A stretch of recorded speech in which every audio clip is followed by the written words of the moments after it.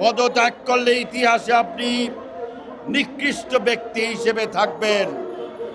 পদত্যাগের নাটক যদি করেন, খাল কেটে কুমির আনার জন্য বাংলাদেশের মানুষ আপনাকে বিশ্বাসঘাতক হিসেবে চিহ্নিত করবে। একটি নির্বাচনের জন্য ৯টি মাস অতিক্রম হয়েছে। কেন এখনও নির্বাচনের রোডম্যাপ দেওয়া হয়নি অন্তর্বর্তীকালীন সরকারের কাছে এমন প্রশ্ন রেখেছেন বিএনপি চেয়ারপারসনের উপদেষ্টা জয়নুল আবেদিন ফারুক। এ সময় প্রধান উপদেষ্টাকে দায়িত্ব নিয়ে ৩ উপদেষ্টাকে বিদায় করার আহ্বানও জানান ফারুক। আজ শুক্রবার সকালে অপরাজেয় বাংলাদেশে আয়োজনে জাতীয় সংসদ নির্বাচন সংক্রান্ত এক প্রতিবাদ সভায় বিএনপি চেয়ারপারসনের এই উপদেষ্টা এসব কথা বলেন। দেশে অস্থিরতা লক্ষ্য করা যাচ্ছে উল্লেখ করে জয়নুল আবেদিন ফারুক অন্তর্বর্তীকালীন সরকার প্রধানের কাছে প্রশ্ন করেন, এর মূল হোতা কারা, কারা নির্বাচন দেরিতে চাচ্ছে। দেশের জন্য একটা অস্থিরতা লক্ষ্য করা যাচ্ছে। এই অস্থিরতার মূল হোতা কারা? এই অস্থিরতা সৃষ্টি কারা করছেন? কারা নির্বাচনকে দেরিতে করতে চাচ্ছেন? এই বিষয়গুলো তো আমরা আপনার মতো মহান ব্যক্তির কাছে জানতে চেয়েছিলাম। আপনি নাকি বলেছেন জুলাইতে নির্বাচন হবে।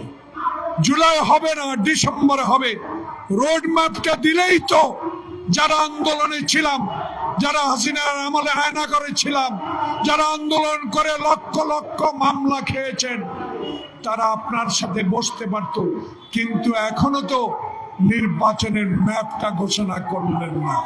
তাই আমাদের সন্দেহ, তাই আমরা মনে করি এই অস্থিরতার কারণ আপনারা যদি সৃষ্টি করে থাকেন, তাহলে অস্থিরতার জন্য বাংলাদেশ জাতীয়তাবাদী দল কোনোদিনও গ্রহণ করবে না। এই দোষ আমাদের না, এই দোষ আমাদের ঘাড়ে দিতে পারবেন না। কারণ আমরা তো আপনার কাছে নির্বাচন চাই।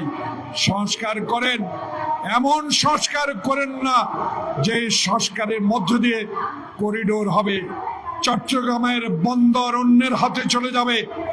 এমন সংস্কার করেন না যে সংস্কারের মধ্য দিয়ে ষড়যন্ত্রকারীরা নির্বাচনকে বিলম্বিত করে আপনাকে অস্থির করে তুলবে।